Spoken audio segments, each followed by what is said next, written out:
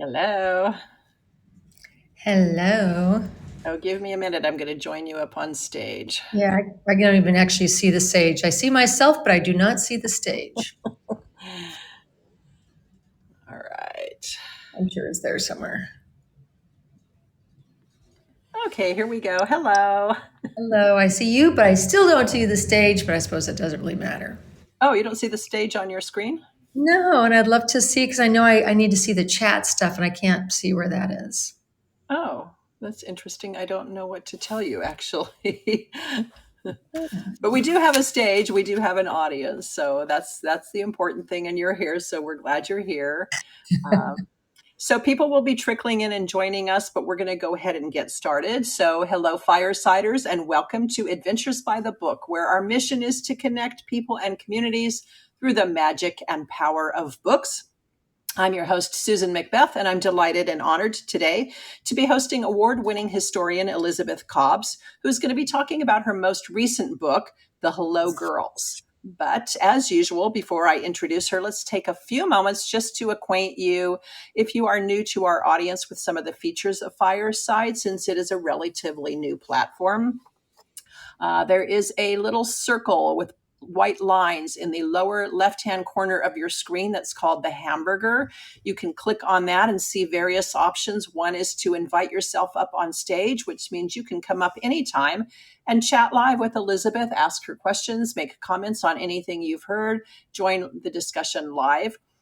You'll see a little globe, a blue world that you can click on, and that means you can broadcast it live to your social media platforms, whether it's on Facebook or any other platform. On the lower right hand corner of your screen, you'll see a react button. You can click on that and see various emojis. Each of them have an accompanying sound effect. And if you press on those and hit enter, you'll hear some of our fun sound effects. You can also, there you go, like a clapping that Amber just did. Thank you, Amber. And you can type a message in the chat box if you don't want to join us on stage. So also welcome to those of you who are listening from our public profile page and on our social media panels. But today I'm thrilled to be talking to, as I mentioned, award-winning historian Elizabeth Cobbs, who brings fresh, unexpected perspectives to our understanding of the past and present. Building upon worldwide research and extraordinary life experiences, Elizabeth writes best-selling fiction and nonfiction that is both scholarly and witty. Her path-breaking books, articles, and documentary films reveal a world that is intriguing as it is surprising as it is real. Elizabeth earned her Ph.D. in American history at Stanford University. She now holds the Melbourne Glassick Chair at Texas A&M University. Her books have won 4 literary prizes, 2 for American history and 2 for fiction, and she has won 4 prizes for documentary filmmaking. Elizabeth has been a Fulbright Scholar in Ireland and a Fellow at the Woodrow Wilson International Center for Scholars in Washington, D.C. She has served on the Historical Advisory Committee of the U.S. State Department and on the jury for the Pulitzer Prize in History. Ooh, I'd love to hear more what that's about. But she's here today to talk about her newest book, The Hello Girls. Welcome, Elizabeth. Thank you, Susan. Thanks so much for having me. And thank you, everybody, for joining. This is really nifty that you're taking time out of your day for it. I'm ready to launch into it. I am so new to Fireside. I'm completely all butterfingers here, but I assume this is going to work out. Yeah, it's once you get to know the platform, it's really great. It's simple to use and it's really fun. You'll see in the middle of your screen, there's our fortune cookie, which gives our link to our website, adventuresbythebook.com, where you can purchase a copy of the Hello Girls that we will ship to you. So Elizabeth, before we talk about your book, I love to hear about you personally. I mean, your resume obviously is very impressive, but if you go back in time to when you were a little girl, I wonder if you thought about this prestigious place in life and your career that you would someday be. And I'm wondering, when you were a little girl and had your dreams and ambitions like the rest of us, how did books and history worm their way into you? And can you talk a little bit about the trajectory of your career once you realized where you were headed? Yeah, when I was a little girl, I asked my mom if there was something you could do when you grew up, that would involve reading books, just reading a lot of books. I wasn't so much interested in writing. I just thought it'd be really fun to get paid to read. So my mom told me, she said, well, like book editors, that's what they do. And I immediately had this sort of idea in my mind of like this kind of cozy chair, and there's like a little fire crackling off to one side. And there'd be sort of books stacked up here and books stacked up there. And that was my whole career plan. That was it, soup to nuts. And I had no idea how you'd get there. I had no plan for that really, other than just as a little bit of a pipe dream. And I had actually been involved in community organizing when I was a teenager. A long story. But anyway, I was involved in social services and things like that. And I went to college, and, you got to get practical at some moment. And I just realized that everything I was interested always was sort of history. Like there was, if I wanted fiction, I loved historical fiction, reading about Napoleon Bonaparte and ancient Egypt and whatever, the American West. And, but I always loved historical settings. And then similarly, my major was in international relations. And I was always interested in kind of the history of how people got themselves into war or backed out of it. And so I ended up, I went to UCSD in San Diego, and then I went to Stanford. And then after that, I just got out and sort of, wanted to get a job. And honestly, Susan, I thought, if I get a job at a local community college, that'd be fine. I didn't have any like giant aspirations, in the sense that I come from a background where most of my brothers and sisters never went to college. So for me, like that would have been awesome. I wasn't being modest. I actually just thought that was a really nice aspiration. It would be a wonderful thing. And then it just, I don't know, I loved writing. And so I started writing more and more. And when my kids got old enough to take care of themselves more and left home, then I started doing more and more of it. And that's kind of it. Well, it's kind of funny that you mentioned you wanted to get paid for reading books. And I realized that I have so many books to read for all the author events we do, and I can never catch up. And one day my husband said to me, he said, you do know that reading is required for your job. So it's okay to take an hour out of each day and go sit out in the backyard and read. And I said, I never thought of it that way. It seems so indulgent to read during the day, but that's what we get paid to do, right? Sort of ish. I mean, the funny thing is that sometimes when I get cranky, like I'm working on a deadline right now, and you always think of like, I work so hard really almost every weekend so that other people can sit around and read during the weekend. That's my fault. That's no reader's fault. I need to work that out, Susan. But I belong to a book club. I understand. But we're excited to talk about your book today, The Hello Girls. So who are the Hello Girls, and why this book? Well, okay. So first of all, let me do this. La la la la la la. Those are the Hello Girls. I wanted to write a book about. Oh, thank you. All right, dueling. Here we go. We're dueling now. I wanted to write a book about World War I, and it was my seventh or eighth book, and I wanted to. The centennial was coming up in 2017, and so I decided it would be fun to write about something that maybe hadn't been written about, a lot, such as Woodrow Wilson or the Treaty of Versailles or something. And I was just kind of trolling through different topics, and I stumbled across this group of women called the Hello Girls, and I had never heard of them. So, I wanted to write about them, and I can just launch into a talk if you want, being a professor type of person. That's the way we roll, or answer your questions. Yeah, go ahead. And then if I have questions along the way, I was intrigued because, you said in the book that this was at General Pershing's explicit request to send this group of women over there. So can you tell us the whole background for the Hello Girls, how they got selected, where they went, what their expertise was? Yeah. Well, let me just say first, by way of introduction, that I've written 8 books, and you never know as an author what book will touch a nerve. You just really don't know. But of all the books I've written, I think this is the one that in some ways ended up being the most meaningful to me. Yesterday, I am at Texas A&M right now. I could show you my office. I'm sitting here in College Station, Texas. And yesterday evening, I finished up a graduate class, and I had a military person who's in that class, a U.S. A Marine colonel, a colonel in the U.S. Marines. And he was telling me about yesterday afternoon. He said, by the way, I want you to know that I have a good friend who was in the Marines for 7 years and who's actually dying of cancer because women veterans have a very high rate of breast cancer. That's a digression. I won't go into it. But he said when he heard that she was sick, he sent her my book, which is just like a month ago. And she had read it, and she's now really, passing away any moment now. But he said, I want you to know, Dr. Cobbs, this is the last book my friend ever read. And she loved it. Mm. So when someone tells you that the last book a person who's served with honor has read is your book, it's really meaningful. And when I started writing the Hello books, I had no idea, Hello Girls, I had no idea it would sort of butt up against particular individuals. But essentially what it was is it became the story of 223 women who were recruited in World War I to help out the United States Army. And it's a story that kind of combines all of the elements of World War I, which is World War I. What makes it so distinctive is that it's the first technological war. I mean, that's one of the reasons why it's so brutal. Because in the 19th century, humans have, very inventively created all kinds of new technologies that then get used in World War I to pin everybody down and, pin them down and, blow them away. And one of those technologies was mass communications, and particularly the telephone.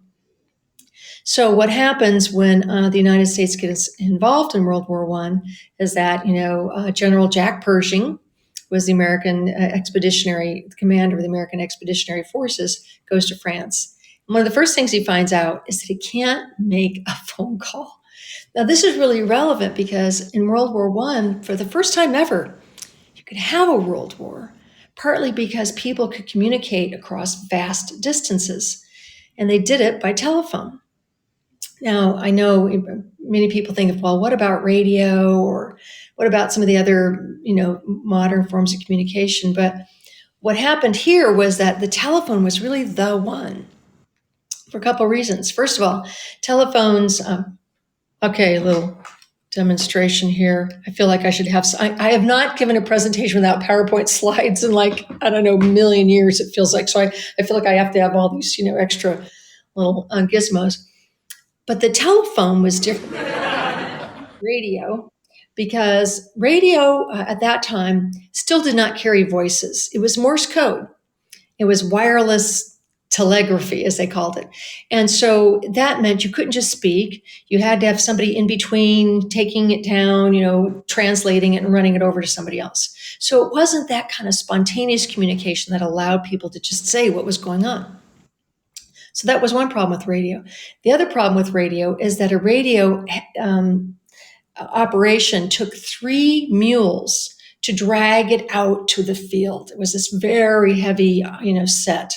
And so whereas a telephone, it was particularly common in the West, in the United States, because you could just put it on a wire, like on a spindle, on a spool, and you could run out, a telephone wire across these landscapes where people are being blown up, and you could fix the wires and off you went. So it was very portable. And the other thing is that telephones were, they were a very secure form of communication. Wireless meant anybody could pick up the signal. And even if they were using some sort of,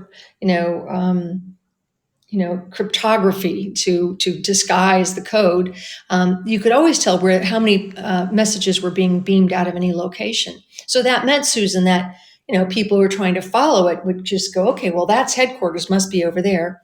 And also, you could pick up the signals. Telephone was really different because there were all these millions of wires, and you'd have to find the exact right wire to know where messages were coming from. And even then, the person on the other end of the wire could kind of hear when a phone was being tapped. I don't know if you're old enough. You probably aren't. I'm the one with the gray hair here, Susan.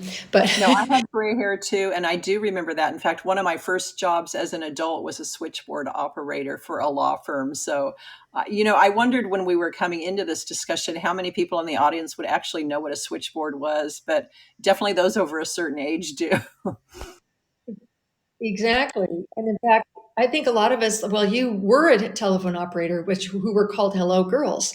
My aunt was a telephone operator. One of my sisters-in-law was a telephone operator. So it was a technology that right there tells you required women. Now, not inherently. So what happened when Pershing got to France is he tried to make a phone call and he realized, oh my gosh, I cannot really make a phone call effectively. And that's because all phone calls were connected by an individual still at this time. So that meant that somebody would, pick up their phone on one end, and then an electrical impulse would travel down a wire, and then it would light up something on someone else's end. It would either light up some sort of small light, or a flap would drop. And that, even today, our phrase dropped calls goes back to that old switchboard technology when the flaps would drop. And so what happened is that they discovered that the doughboys, as they were called, those were the men in World War One, the Army soldiers, where the term from wasn't yet GI, it was a doughboy.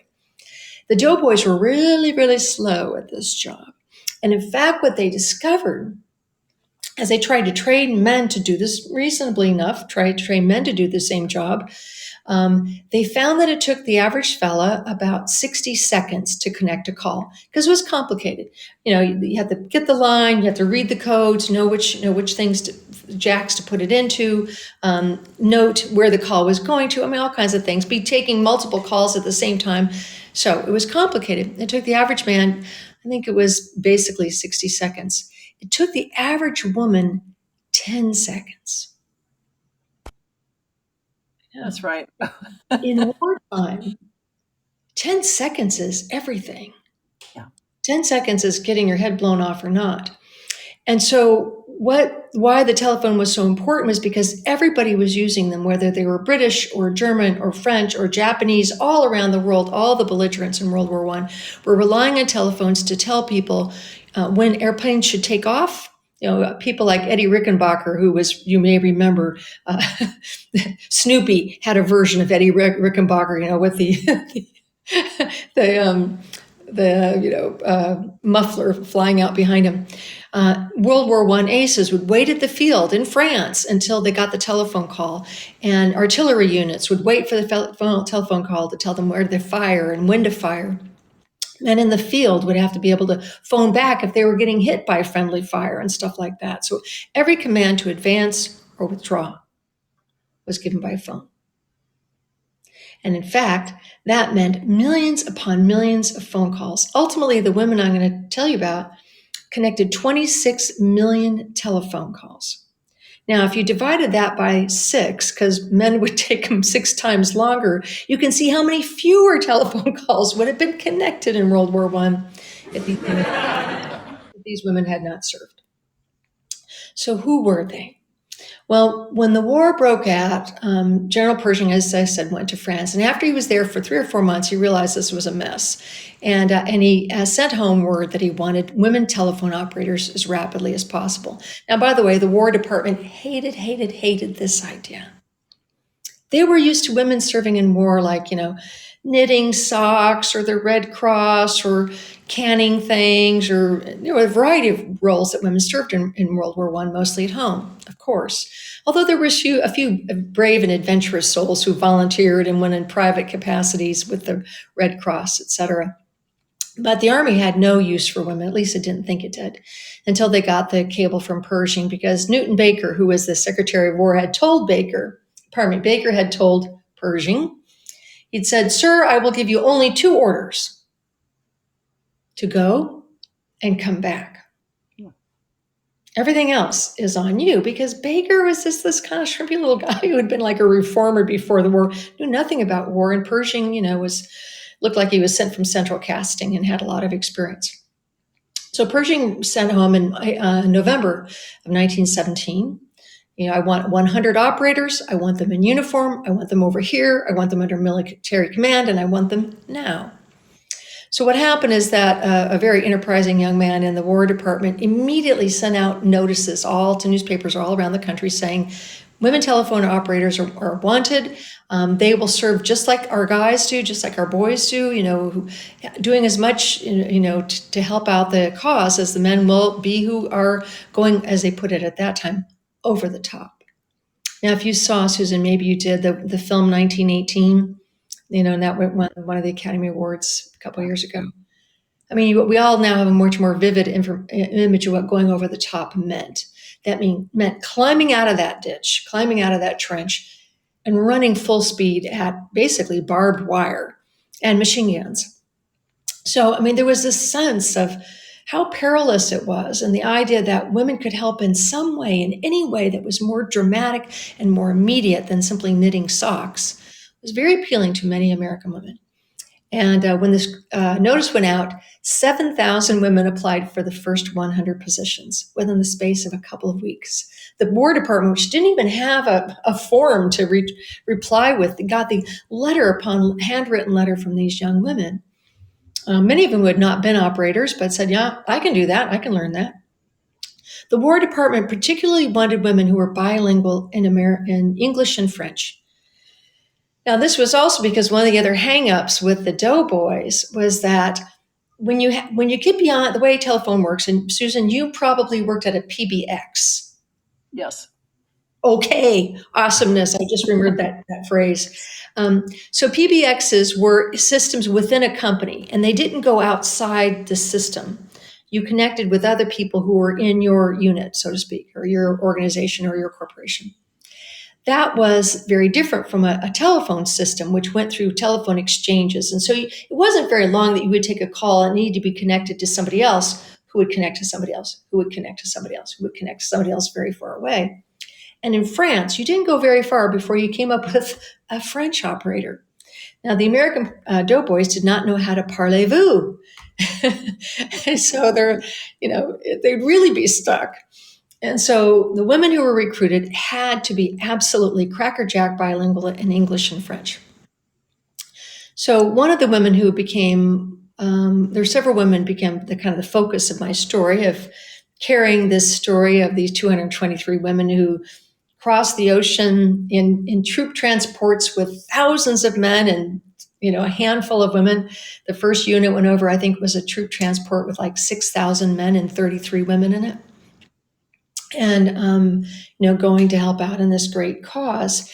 So I followed the stories of a few different ones. One of them who led the first unit was a woman named Grace Banker. And Grace Banker was a 24-year-old recent college graduate of Barnard College in New York City, which was at that time the sister school of Columbia University. And Columbia University didn't admit women, as most of the Ivy League did not, until the 1970s. Yes, the 1970s. So Grace Banker was a graduate of Barnard, which made her supremely well qualified as far as the U.S. Army was concerned to become an officer. Because if you're going to have women soldiers, you've got to have women officers. And frankly, there's no training for them. So they just started to recruit the women who looked the most qualified. So within short order, Grace Banker, who had written a letter in December of 1917 and then wrote back a couple of weeks later, having not heard anything. And she got that immediately a letter back saying, yes, actually, we want you to show up here and you're going to be inoculated and you're going to be sent to France and you need to show up so we can give you your uniform and you're going to lead the first unit. So that's how it rolled out. And this, by the way, was also within another interesting political context, because this was when women were still fighting for the vote. So Grace had not been a suffragist, although there were some women who volunteered who had been suffragists. But they were certainly interested in the question, and all of America was interested in the question of whether or not women should get the vote. Woodrow Wilson himself had opposed it for a long time for a couple of reasons, one of which, as he said, is just gave him kind of like a chilled, scandalized feeling when he saw women speaking in public. A horribly scandalous sort of thing to do still at that time, to get up and in public, make your views known. It was it was still very unusual. And so he came around to it gradually. Another thing that was also an impediment for him is that he was a Southerner. And we tend to forget that, or many people don't even know, that one of the greatest impediments to the women's suffrage was that it would enfranchise Black women too. And so most Southern governments, most Southern representatives in Congress voted against it time and time again, very strenuously, because they knew that it would give more power to the federal government in matters of suffrage. And they still opposed the 15th Amendment, which had given Black men the suffrage, given Black men the vote, decades earlier. So anyway, Woodrow Wilson was all caught up in that tangle as well.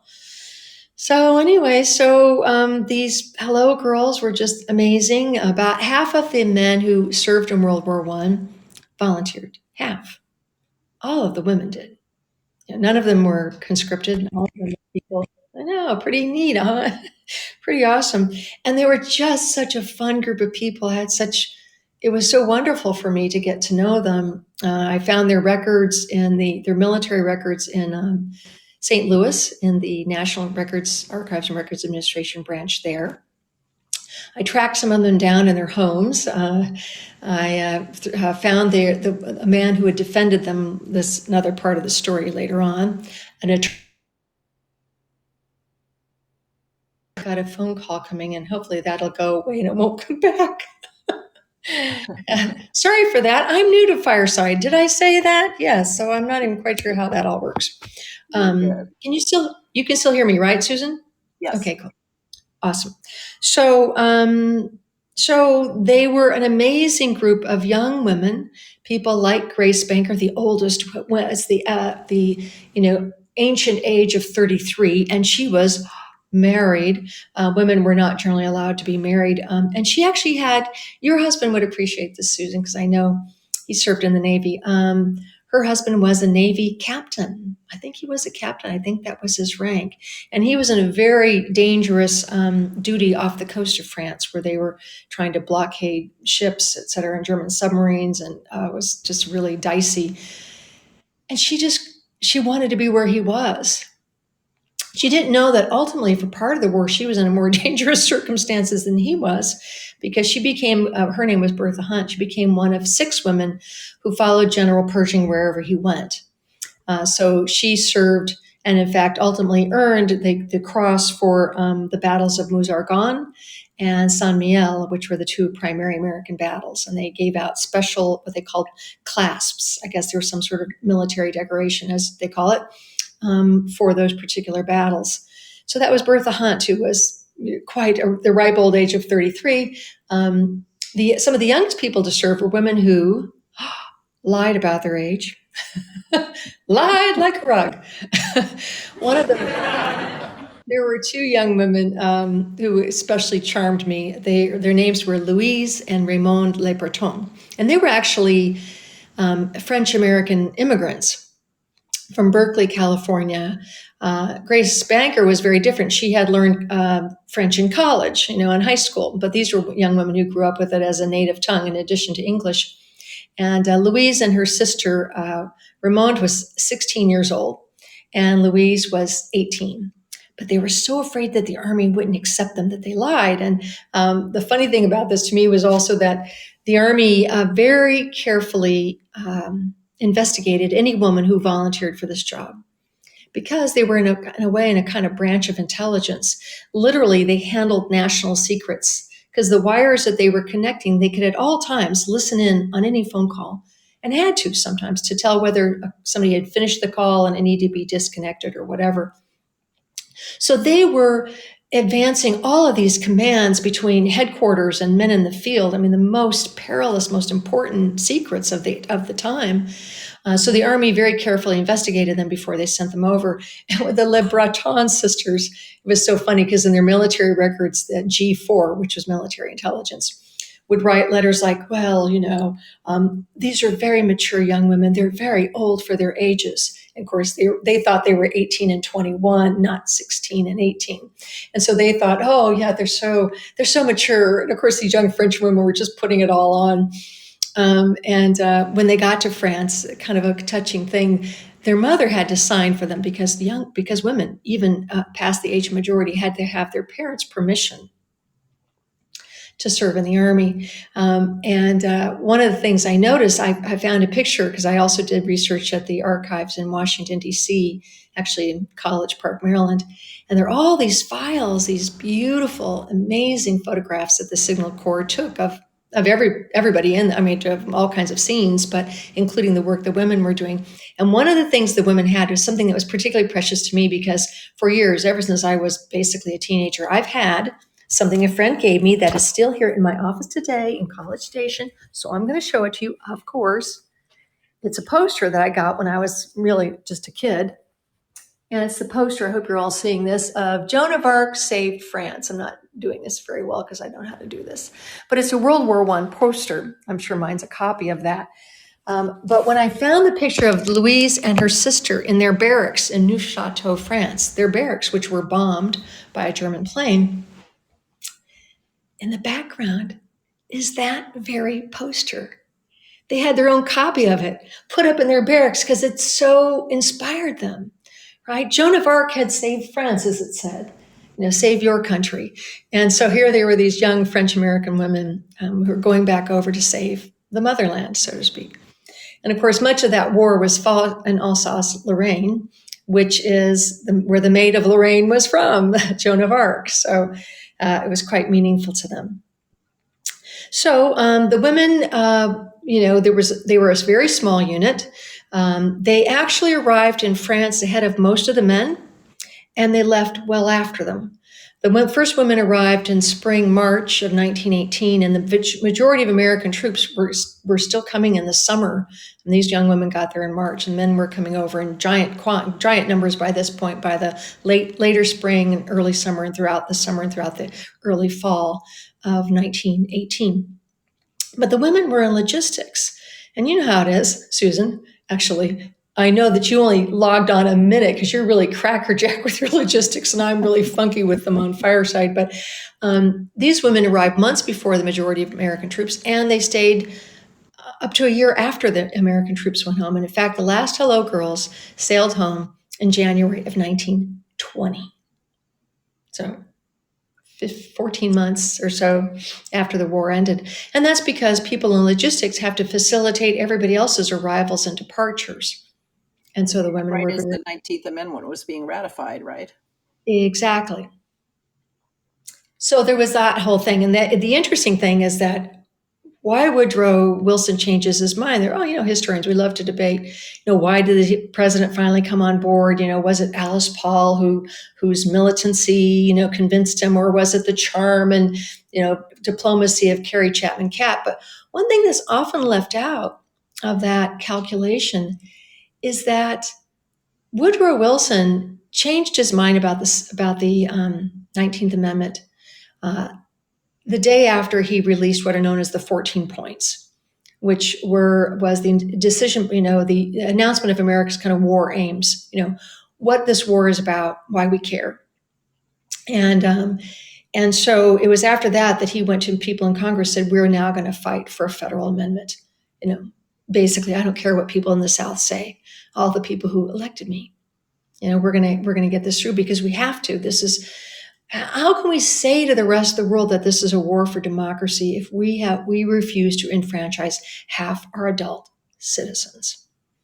And essentially what does happen is that over the course of that year, through 1918, Woodrow Wilson becomes more and more strident about women's suffrage and, writes congressmen from the South and, tries to drum up support for it. Part of this, by the way, is just also his own political career at stake. It's a midterm election, and he thinks if he can get women the vote, then they'll vote for him and other Democrats, and that'll help him, get through things like the Peace of Versailles later on. But he goes to Congress and he gives the most stunning, to me, speech of his career because it's so different from all the others. It's not.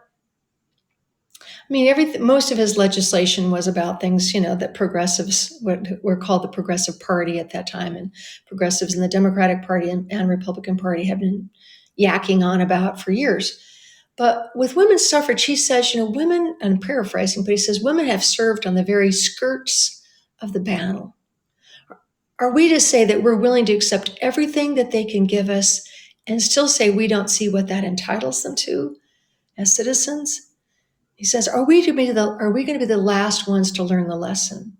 And that is a particularly important phrase because by this time, even though the first calls for women's suffrage were made in 1848 in upstate New York at Seneca Falls, 20 nations enfranchised women before the United States, and they almost all did it during those World War I years. So Britain enfranchises women, and Germany, our enemy, enfranchises women, and the Bolsheviks enfranchise women, and all kinds of other countries. And are we to be the last to learn the lesson after our women have sacrificed as they did? And so it's a really interesting way in which those stories come together. These women who give their all. Two of them die in France.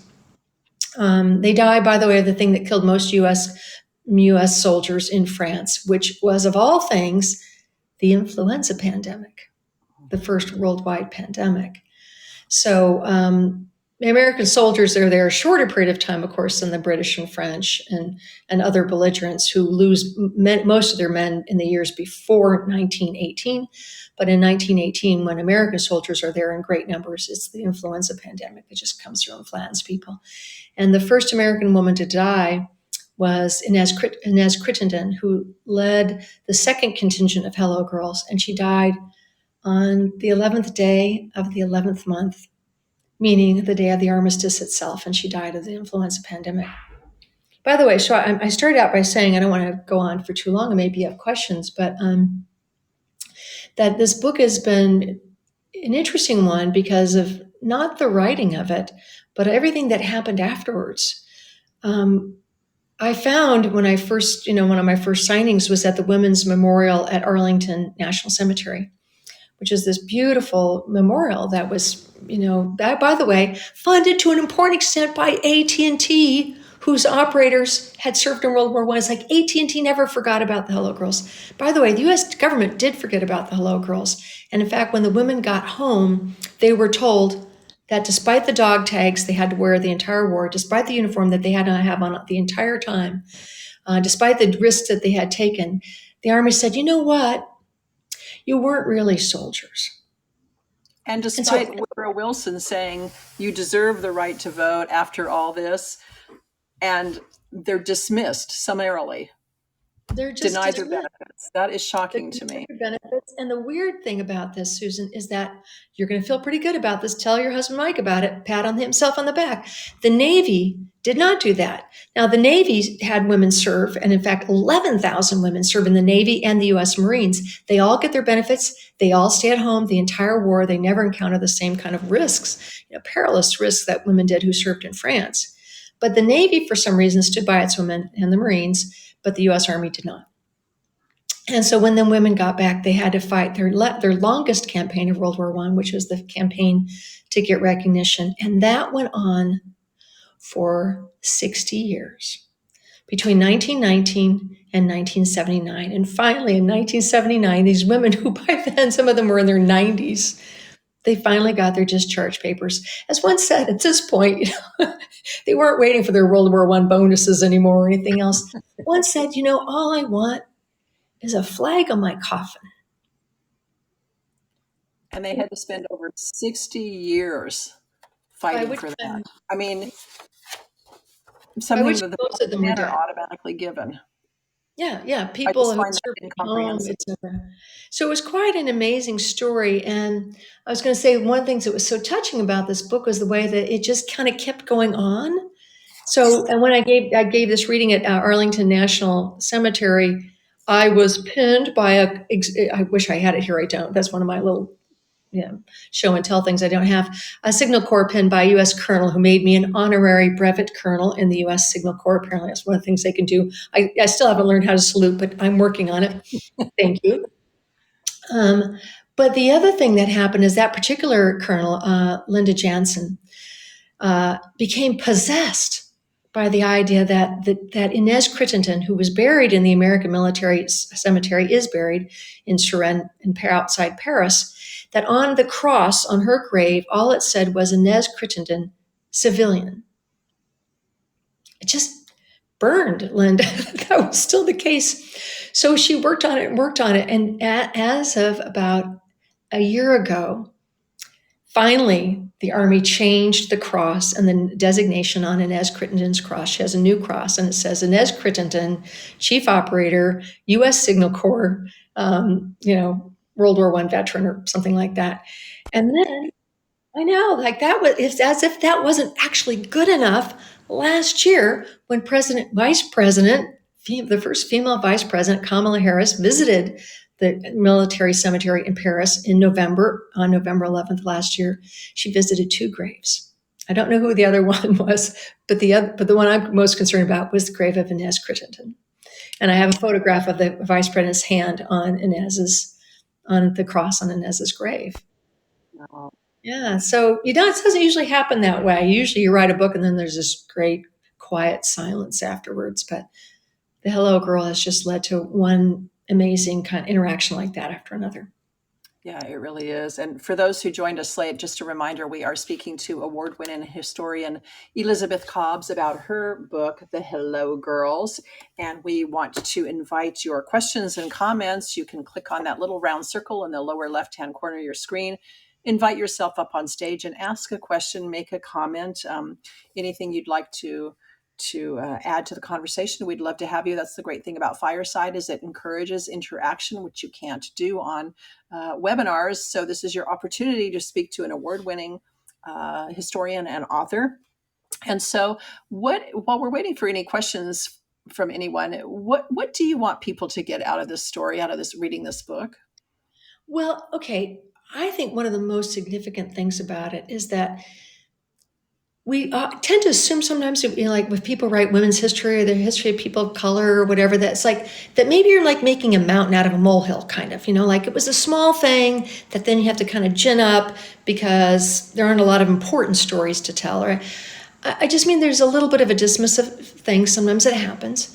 And I think that what's important to know is that, first of all, that these people have always been doing important historical work. The stories have just been overlooked. And it's partly because of the way our brains work as humans. We have these, what they call heuristics, these kind of like mental patterns. We see what we expect to see. We don't see stuff we don't anticipate. This is why I wrote a book on Harriet Tubman, by the way. And I think she made such a great spy because nobody could begin to fathom or believe that this little tiny petite Black woman who was very good at dressing up and making herself look very old, that was actually a spy. Like she was one of the best American spies we've ever had.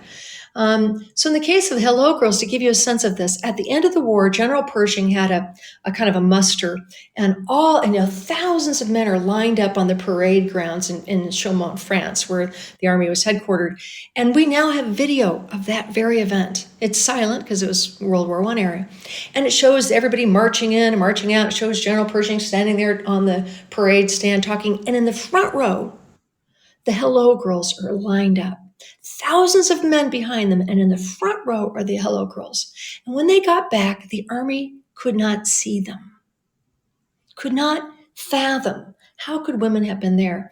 So the important thing to me about the Hello Girls and books like that is that what we're doing is we're trying to resuscitate these figures, not only because it's good history, but we're just trying to change our own mental wiring so that when we see women in positions of leadership, we don't go, that's odd. Never saw that coming. But instead, we expect it. Social scientists know that one of the problems in leadership of women and people of color is that if you don't expect to see somebody in a role, you tend to remember the mistakes they made much, much more significantly than you would otherwise. So, for example, if a man drops a baby, you're like, oh my God, that guy dropped a baby. Of course he dropped the baby. Whereas if a woman dropped the baby, you say, oh my God, that's a really, really rare occurrence. And so similarly with women in positions of authority, if they make a mistake, no one can ever stop talking about it because we don't expect them to have been doing this. But if we know they've been doing it all along in these wonderful and remarkable ways, then it helps us understand women in leadership today. Thank you. Thank you for that. And we have someone who has joined us on stage, and my apologies that I don't know how to pronounce your name. So I don't know if it's Maya Shola, but welcome, and help us pronounce your name before you have a question or comment for Elizabeth. You said it right the second time. It's my Ashola. So thank Maya you. Shola, well, welcome. And thank you for having me up. I had a comment for Elizabeth. I don't really have any questions on it. I'm going to go read this book, but I love, when I say I love history, I could watch the History Channel all day long. I was married to a history teacher for 7 years, and we would travel just learning about history. Like, I love history. But the way that you've told the story, it kept me interested the entire time. I didn't know what the story was going to be about. I was like, well, you know what? I like learning things. Let's learn today. And I just love how you told the story and how you were able to tell it in a way that was engaging and more like entertainment, but also there was so much imagery that you put into it that allowed me to be able to see it, even though I don't have the book in front of me. And I remember hearing about it in school, but I don't really know a lot about it. So yes. So I just wanted to give you that feedback and let you know that I really, really enjoyed your telling of the story. And now I'm going to go read the book. And I loved it. And I really, really love history tours. So that's really saying something. I'm like a binge history person. So that's all. Well, it sounds like we have a lot in common, Maya Shola. And thank you so much for tuning in and listening. I think it's hard to sit and listen, and I really appreciate your giving me that gift. Yeah, we love a fellow history buff. Thank you for that. And, we had a series last month. Thank you for joining us on stage, Maya Shola, and for your comment. But we were talking about women's history and Black history, and how it's been kind of in the background all these years. And now we have Women's History Month, March. Black History Month, February. It's like, wait a minute, Black history is American history. Women's history is American history. Why are we relegated to only a month? So I'm glad you told the story too, and other stories like it. So thank you for that, Elizabeth. Yeah, that's an interesting question, Susan, and I get that. I mean, whenever I think when we tend to say African Americans or women soldiers or whatever, and it's just we're all Americans together. At the same time, because that history has not been told, shining a spotlight on it during those months, helps us to get over that hump. But I agree with you. We need to figure out ways of making it something we expect, right? We're going to hear the story of American Revolution, and of course, we're going to be hearing about women and people of color because they both fought and they're all doing great things, and it just has to be really integrated. I mean, by the way, didn't you love the Hamilton musical? I hope you saw it. Oh my God, it's amazing. For that reason, and of course, there were Black soldiers in the American Revolution. In the Civil War, they were 10% of Union soldiers. 10%. That's actually about the percentage in the population. I mean, so it was really quite remarkable, and we just need to expect that those figures will be there with us, and they are increasingly. But it's something we're still working on.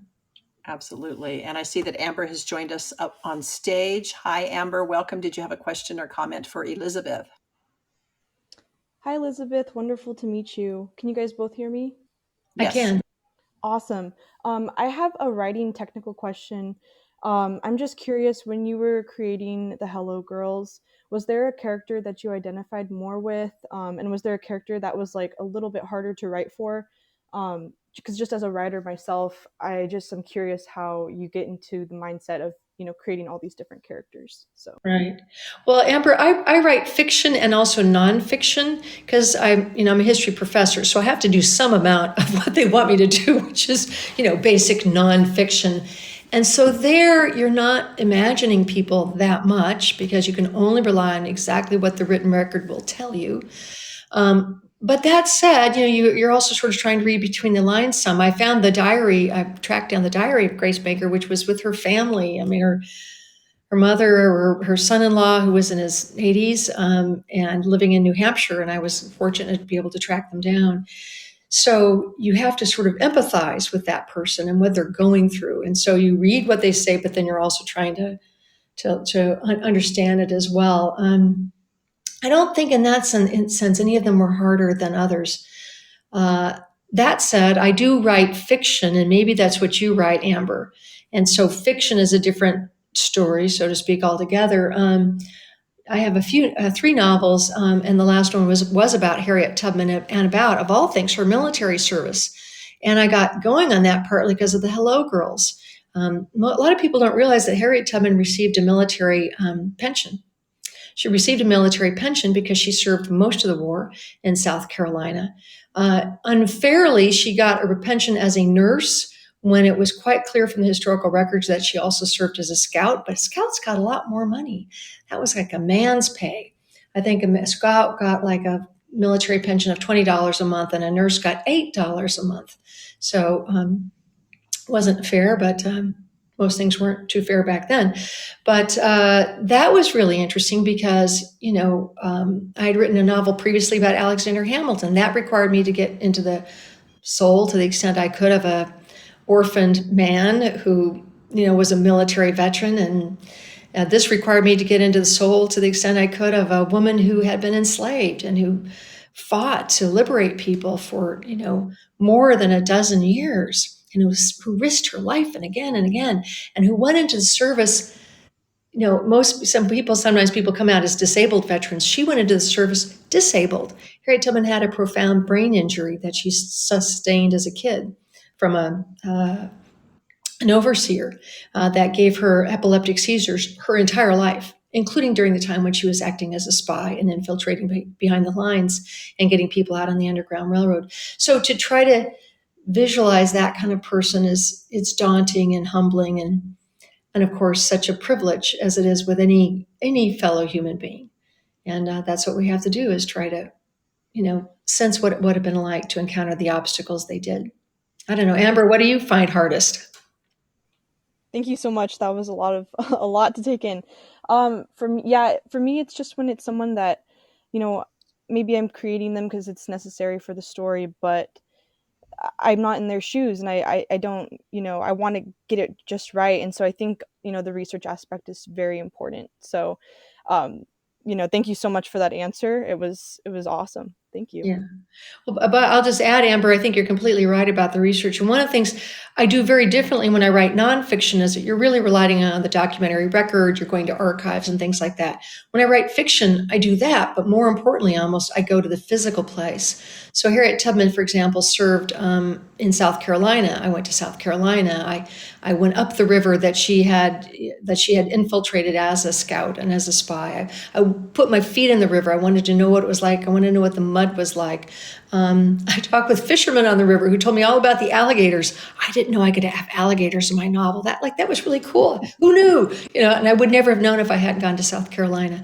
So careful research is always the foundation of understanding anyone else's experience, especially from a long time ago. Thank you. Thank you so much.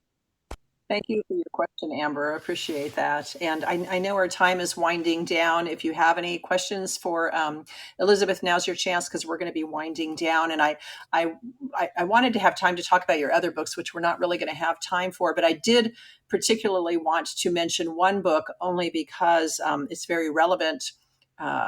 American empire, as we're watching the situation in Ukraine, wondering what's going to happen with them, with the world, with the United States involvement or not.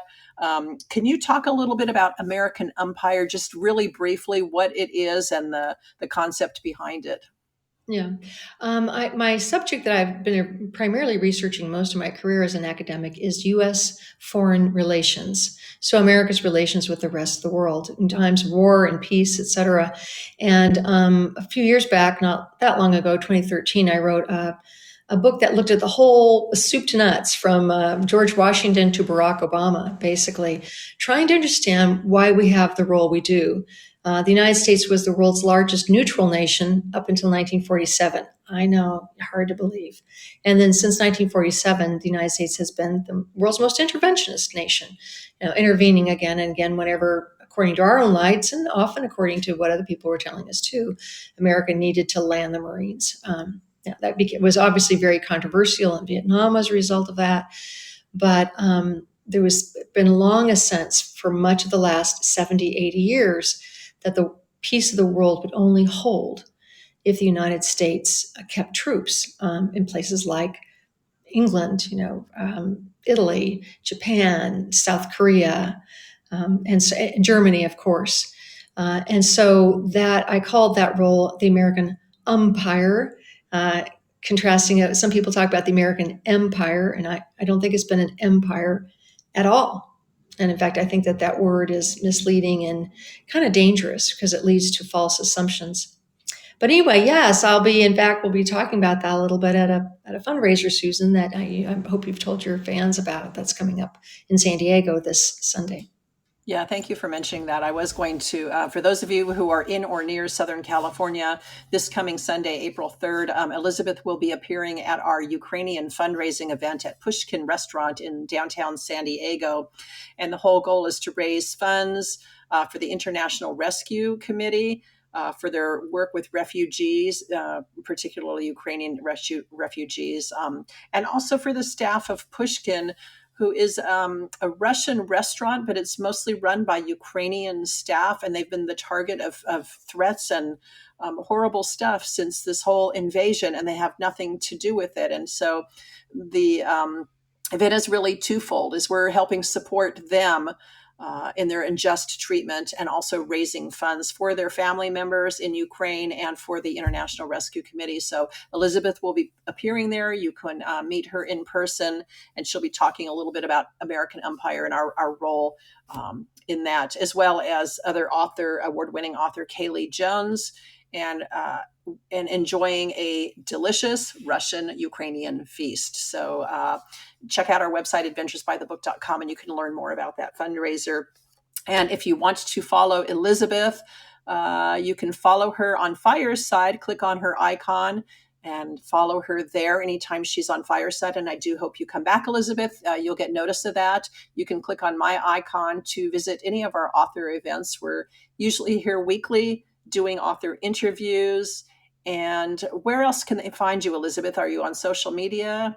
Yes, and of course I have a website, which is just my name, www.elizabethcobbs.com. And I'm on Facebook and that kind of thing. But mostly I have my head down, Susan, because I'm writing. My next book, coming out a year from now from Harvard University Press. We're still working on the title, but it's something like Her Story, Patriotic Feminism from Abigail Adams to Beyonce. Oh, wow. Okay, that sounds amazing. So Well, next Beyonce's year, at least next year, you'll be back, if not before then, for sure.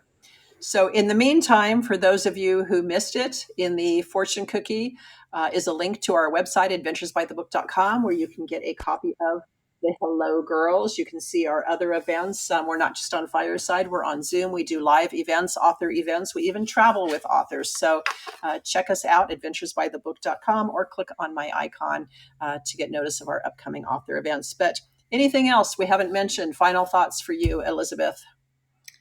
No, but other than to say, I think if people buy a book, keep in mind that it's a great gift for women veterans. I didn't know this until after I wrote it, and then women just line up, and it's such a pleasure to be able to inscribe it to Sergeant so and so, or Colonel so and so, or Brigadier General so and so. For the reason that the women of World War I, the only rank that they could aspire to was the rank of Miss. So Grace Banker received the Distinguished Service Medal alongside 16 other officers of the U.S. Signal Corps, of the 16,000 who were eligible. And it begins with Brigadier General and Colonel and works its way down. The last person is Miss Grace Banker. So to be able to inscribe a book like this and to be able to use a real rank has just been a great honor, and I hope people will share it with their friends and family. Yeah, and Memorial Day is only 2 months away. So as you mentioned, it is a great gift, Memorial Day or otherwise. So thank you, Elizabeth. It's been a pleasure having you here and chatting about your book, The Hello Girls. Thank you to our virtual audience for joining us today, and for those of you who joined us on stage. If you want to hear more about Elizabeth, you know where to find her, and we hope you come back. Thank you all for joining us today. And until next time, what will your next adventure by the book be? Thank you, everyone. Bye.